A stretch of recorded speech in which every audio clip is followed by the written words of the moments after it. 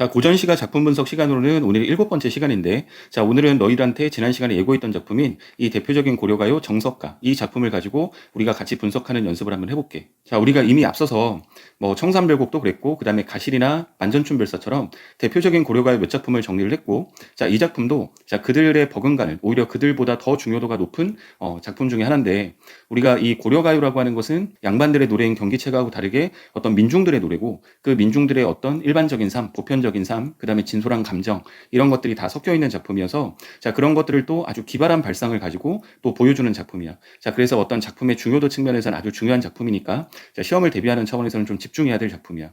자, EBS에는 전체 6개 연 중에서 1년과 5년이 빠진 나머지가 실려 있는데, 자, 1년은 원래 작품 전체로 본다면 어떤 일관성의 측면에서 좀 벗어나 있는 그런 성격을 가지고 있는 연이어서, 자, 뭐 같이 배제를 했고, 전체적으로 흐름을 가지고 있는 2연부터 6년까지, 자, 우리가 EBS에 실려 있지 않은 5연까지를 포함해서 오늘 작품 분석을 같이 한번 해볼게. 자, 작품을 한번 읽어보면, 자, 2연부터 5연까지는 전체적으로 같은 구조를 가지고 있어. 자, 그러니까 그 구조를 정확하게 숙지를 하고, 자, 너희들이 지금 화면에서 보고 있듯이 이 각 연에 보면 반복되는 구절들이 나타나기 때문에, 그 반복되는 구절의 의미상으로 받아들일 땐 반복을 했기 때문에 의미상의 강조는 있겠지만, 그 어떤 우리가 의미를 판단하는 측면에서는 반복되는 것 중 하나씩만 보면 될 것 같아. 자, 그럼 1년에 이 발상이 중요하기 때문에 발상을 머릿속에 잘 생각하면서 봐야 할 건데, 자, 삭삭히 샘물의 벼랑의 나난. 자, 나난이라는 이 부분은 그냥 여운구 정도라고 생각을 하면 될 것 같고, 자, 삭삭히 샘물을 할 때 이 삭삭기라는 말은 뭐 흔히 우리가 얘기를 할 땐 바삭바삭 이런 말을 쓰는데, 전혀 물기가 없는 바짝 말라 있는 상태, 그걸 얘기하는 거야. 자, 그다음에 새모래는, 자, 모래인데 새가 가느다랗다라는 모래거든. 그러니까 가느다란 모래, 물기도 전혀 없는 바짝 말라 있는 가느다란 그 모래 벼랑에, 자, 구운 밤을 구워서 그 구운 밤 닷대를 심었대. 자, 밤을 구워서 구운 밤을 심은 거야. 자, 그런데 그 밤이, 자, 우리가 구워서 심었던 그 밤에 우미 돋고 싹이 나면, 자, 사실은 이건 불가능한 거잖아. 자, 밤을 그냥 생밤도 아니고 구운 밤을 심었는데, 거기서 우미 돋고 싹이 난다라고 하는 건 현실 속에서는 전혀 불가능한 얘기지. 자, 그런데 그 밤에 우미 돋고 싹이 나면 유덕하신 님과 여의고 싶습니다라는 말이야. 근데 여의다라고 하는 것은 이별하다는 얘기인 거니까, 표면상으로는 덕이 있는 그 님과, 덕을 가지고 계신 그 님과 이별하고 싶습니다라고 말을 썼지만, 지금 이 문장의 의도는 이별하고 싶다라고 하는 표면적 의도와 달리 앞에서 이러한 불가능한 상황을 설정했어. 자, 불가능한 상황을 설정하고 나서 그것이 이루어진다면 이별하겠다라는 말을 쓴 거거든. 근데 이별하겠다라는 말이 성립을 하기 위해서는 지금 이 불가능한 상황 자체가 일어나야 되는 거야. 근데 지금 여기도 썼지만 일어나는 것이 가능하지 않은 상황인 거거든. 근데 이 불가능한 상황이 일어나야만 이별하겠다고 얘기하는 것은 의미적으로, 전달하고자 하는 의미적으로 본다면 이별하고 싶지 않습니다라는 얘기인 거야. 그러니까 영원히 이별하지 않고 사랑하고 싶습니다, 이런 말인 거지. 자, 그러면 표면적으로 쓰여진 의미와 전달하고자 하는 의미 자체가 서로 반대로 되어 있기 때문에 이 부분의 표현법은 우리는 단어적인 표현이다, 이렇게 이해하면 될 것 같아. 자, 그런데 이 구조가 지금 2연만이 아니고 5연까지 똑같은 상황에 소재만 달리하면서 계속해서 반복이 되고 있어. 그렇기 때문에 이 부분에 관련된 이 상황, 불가능한 상황을 설정하고 나서 그것이 이루어지면 이별하겠다. 사실 그 의미는 이별하고 싶지 않다, 영원히 사랑하고 싶다라고 하는 이 반어적인 표현이라고 하는 이 구조만 정확하게 숙지를 하면, 자, 2연 이후로부터 3, 4, 5연까지 전체를 우리가 하나의 어떤 구조상으로 묶어볼 수 있어. 같은 구조가 계속 반복되는 작품이니까. 자, 그 다음에 3년을 가보면, 자, 같은 구조야. 자, 옥으로 연꽃을 새깁니다 그랬어. 자, 연꽃이라고 하는 꽃을, 자, 실제 꽃이 아니라 옥으로 새긴 거야. 이 옥으로 새긴 연꽃이니까 실제 있는 꽃이 아니겠지. 자, 그런데 그 꽃을, 자, 옥으로 새긴 연꽃을 바위 위에 접붙입니다라고 했어. 우리가 접붙인다는 건 바위에다가 그 꽃을 붙인다는 거야. 심는다는 거지. 자, 근데 그 꽃이 삼동이 피어나면, 이 삼동이라고 하는 건 이 동이라고 하는 게 묶음이거든. 그러면 새 묶음으로 피어난다면 이 말이야. 자, 우리가 실제 꽃도 아니고, 자, 근데 그것을 또 뭐 땅이 아닌 바위에다가 붙인 거야. 근데 그 꽃이 새묶음이라 피어난다면 유덕하신 님과 이별하고 싶습니다라는 이 말은 뭐 이별하지 않겠다는 얘기인 거잖아. 이 자체에 지금 똑같은 구조로 되어 있고 소재만 다르지만 불가능한 상황을 설정했기 때문에, 이 불가능한 상황이 일어나면 이별하고 싶습니다라는 말은 이별하지 않겠다라고 하는 화자의 강한 의지를 강조하고 있는 거다. 지금은 같은 구조를 계속해서 반복하고 있다는 이 측면에서 보면 뭔가 이별하고 싶지 않다라고 하는 화자의 어떤 의지가 강조되고 있는 부분이다. 자, 이렇게 이해를 하면 될 것 같아. 자, 크게 어렵지 않지. 자, 그 다음에 4연도 같은 구조야. 무쇠로 천릭을 말하라고 했는데, 이 천릭이라고 하는 건 뭐 우리가 문신, 무신, 이렇게 우리가 과거의 양반들 중에 문무신 이렇게 있었을 때 무신들이 입는 옷을 천릭이라 그래. 근데 이 앞에 무쇠라고 하는, 자, 무쇠로 그 관복을 말다란 말은 재단하다는 얘기인데, 그러니까 우리가 옷감이 무쇠라는 거야. 자, 그리고 철사로 주름을 박습니다 이 말이야. 자, 우리가 뭐 옷감이 있고 일반적으로 실을 가지고서 주름을 박는데, 자, 지금 여기서는 무쇠로 그 어떤 옷감을 마련하고 그다음에 철사로 그 주름을 박아. 자, 그러니까 보통 옷이 아니겠지. 자, 그런데 그 옷이 다 헐어지면 유덕하신 님과 이별하고 싶다. 자, 그러면 발상이 또 똑같은 구조인데, 소재만 달리한 똑같은 구조인데, 자, 일단 옷감이 쇠고 그 다음에 어떤 주름을 철사로 박아. 자, 근데 이런 옷이 다 헐어지면 그때 당신과 이별하고 싶습니다라고 하는 이 표현은 이별하고 싶지 않다라고 하는 어떤 반어적인 표현, 영원히 당신과 사랑하고 싶습니다라고 하는 그 반어적인 표현이다. 이렇게 보면 되겠지. 자, 어떤 소재의 다양성만 있고 소재의 다름만 있을 뿐이지, 구조가 지금 2형부터 4형까지 우리가 지금 봤던 4형까지가 똑같은 구조로 되어 있어. 자, 하나가 더 있는데, 자, 이게 EBS에서 지금 나오지 않았던 연이야. 자, 무쇠로 한 소를 지어다가. 자, 지난번에도 한번 고전어휘를 얘기하면서 했는데, 이 하다라는 말은 크다라는 말이거든. 그러면 쇠로 된 그 쇠로 큰 소를 지어서 그 소를 철수산, 이 철수산이라고 하는 것도 철로 된 나무가 있는 산이란 얘기인 거야. 이 철수산에 그 소를 놓습니다. 그런데 그 쇠철초라고 하는 이 부분은, 자, 그 소가 철로 된 이 풀을 다 먹으면 이 말이거든. 그러면 그 소가 철로 된 풀을 다 먹으면, 자, 그때 당신 유덕하신 님과 이별하고 싶습니다 이 말인 거야. 자, 묵으면 우리가 일반적으로 아는 그 소를 쇠로 지었고, 그리고 철로 된 나무가 있는 산에다가 그 소를 놓고 나서 그 소가 철로 된 풀들을 다 먹으면 그때 당신과 이별하겠다라고 하는 이 구조의 동일성은 또 똑같이 나타나는 거야. 자, 그러니까 이 상황은 일어날 수 없는 상황, 일어나는 것이 불가능한 상황인데, 그런 상황이 일어나고 나면 내가 당신과 이별하겠다는 이 말은 사실상 나는 당신과 이별하고 싶지 않다, 이별하지 않겠다라고 하는 화자의 의지를 나타낸 것이다. 자, 이렇게 보면 될 것 같아. 자, 그런데 요 오연은, 자, EBS의 수능 특강에 왜인지 모르겠는데 요 부분이 지금 나와 있지 않은 부분이니까, 자, 요 한 개의 연만 빠뜨렸거든. 그러니까 우리는 작품 전체에서 뭐 성격을 달리하는 1년을 제외하고 나면 우리가 지금 작품 전체를 보고 있는 건데, 오연도 그러면 앞에서 봤던 2연 3년 4형과 구조적으로는 동일하구나. 자, 이 정도는 좀 같이 알아두고, 어떤 뭐 특성, 구조만 머릿속에 담으면 소재만 달리하는 거니까, 자, 같이 묶어서 좀 알아두면 좋을 것 같아. 자, 이제 마지막 6년인데, 자, 6년에 보면 구슬이 바위에 지신들.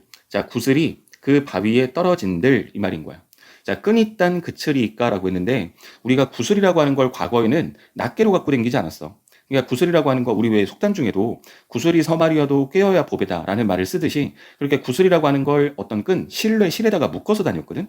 자, 근데 그렇게 실로 묶여져 있는 그 구슬이 바위에 지다라고 하는 건 떨어지다는 얘기인 거니까, 바위에 떨어져도, 자, 끈이야 끊어지겠습니까 이 말인데, 그러면 구슬은 바위에 부딪혔으니까 깨질 수 있겠지. 자, 그런데 그 구슬을 꿰고 있었던 그 끈은 아무리 바위에 부딪히더라도 끊어지지 않는다 이 말이야. 자, 그렇듯이, 자, 요 구조와 똑같듯이, 자, 즈문해. 이 즈문이라는 게 고유어 천을 얘기하는 건데, 그 천해라고 했으니까 천년이겠지. 천년을 외롭게 여신들. 자, 여다라는 말은 가다, 살아가다, 지내다 이런 뜻인데, 자, 즈문해. 천년을 외롭게 살아간들. 자, 그 믿음이야 끊어지겠습니까 이 말이야. 자, 그러면 그 믿음이 끊어질 리 없다라는 얘기를 하는 거겠지. 자, 서리적 표현을 쓴 거야. 자, 끈이야 끊어지겠습니까? 자, 그 믿음이야 끊어지겠습니까? 라는 말은 지금 전부 다 서리적 표현이야. 끊어지지 않는다라는 서리적 표현이야. 자, 그러면 우리가 지금 위의 세 줄과 아래 세 줄을 보면, 지금 A와 B로 본다면 A 하듯 B 하다라는 구조를 갖고 있거든. 그래서 우리가 이렇게 A 하듯이 B 하다라는 말은 우리가 의미상으로는 A와 B가 다를 바가 없다라는 얘기인 거잖아. 우리가 이러한 설명 방식을 뭐라고 하냐면 유추라고 하는 설명 방식이라고 하는 거야.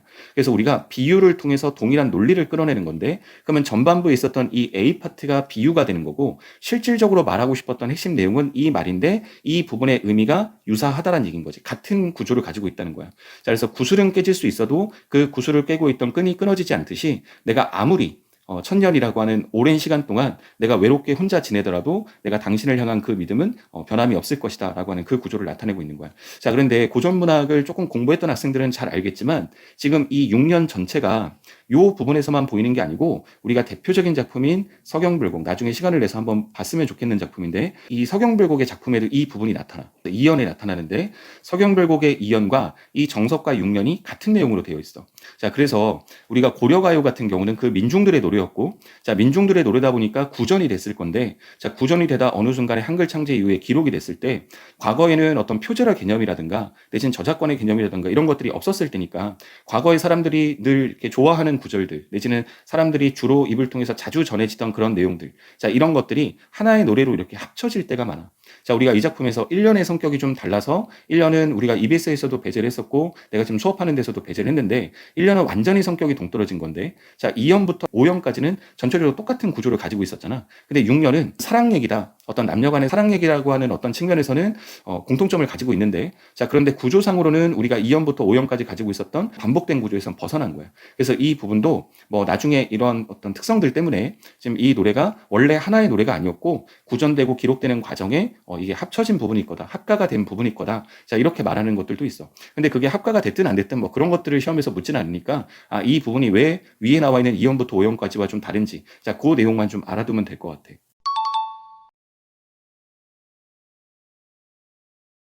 자, 그러면 우리가 지금까지 봤었던 내용을 통해서 우리가 정리를 좀 해보면, 자, 표면적인 화자는 일단 드러나지 않았어. 자, 표면적으로 나라고 하는 화자는 드러나지 않았는데, 자, 그러면 이 작품은 화자가 중요한 시냐, 대상이 중요한 시냐라고 봤을 때는 화자가 중요한 시일 수밖에 없고, 그럼 화자에게 주어진 상황이 뭐냐라고 말을 해보면, 자, 일단은 이별을, 아직까지 이별한 건 아닌데, 이별을 가정해 본 상황인 거야. 그러면 이별을 가정해봤던 그 상황에서 느끼는 화자의 정서 태도는 일단은 불가능한 상황을 설정해놓고 그것이 만약에 이루어진다면 당신과 이별하겠다라고 했으니까 그 이별에 대해서 강하게 거부하는 것이다. 자, 이렇게 보면 되겠지. 이건 달리 말하면, 자, 당신과의 사랑을 계속해서 이어가고 싶고 지켜가고 싶다라고 하는 그 사랑이 지속됐으면 하는 어떤 소망. 이렇게 담으면 되겠네. 자, 그러면 요 두 가지의 정보를 우리가 종합해서 이 작품의 주제를 판단해 보면 이별에 대한 거부와 영원한 사랑에 대한 소망이다. 이렇게 잡으면 되겠지.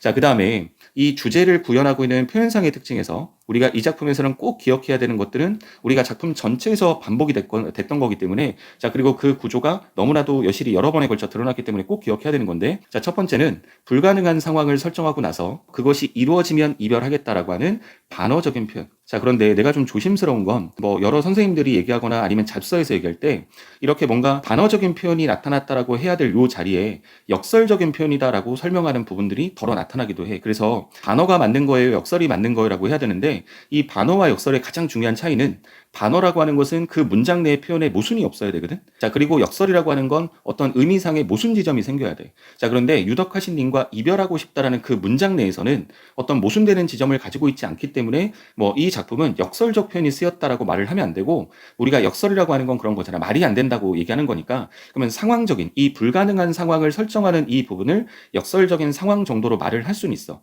자, 그렇지만 우리가 표현된 걸로 본다면, 표현 수사법으로 얘기한다면 그건 역설법이란 말을 써서는 안 되고 반어적 표현이다. 이렇게 말을 써야 되는 거예요. 그래서 이 반어적인 표현은 꼭 머릿속에 담아둬야 되고, 자, 그다음에 두 번째는 지금 같은 구조, 불가능한 상황을 설정하고, 자, 그것을 반어적으로 표현하는, 이별하고 싶지 않은 것을 이별하겠다라고 반어적으로 표현하는 이 구조를 전체적으로 여러 번에 걸쳐서 반복을 했다. 자, 그 다음에 우리가 또 하나 염두에 둘 것은 마지막 6년에 보면 서경배곡 이형과 같은 구조를 가지고 있었던 그 6년의 내용을 보면 A 하듯 B 하다라고 하는 유추. 그러면 유추가 쓰였기 때문에 당연히 이 속에는 비유가 쓰인 거겠지. 자, 어떤 구슬이라든가 끈이라고 하는 것은 비유적인 표현인 거고, 자, 그걸 통해 천년이라고 하는 아주 오랜 시간이 지나도 난 당신에 대한 믿음이 변함이 없다. 그 믿음이라고 하는 걸 끈으로 비유한 거니까 그 비유를 하면서 동일한 논리를 끌어낸 유추까지. 자, 이렇게 정리를 하면 될 것 같아.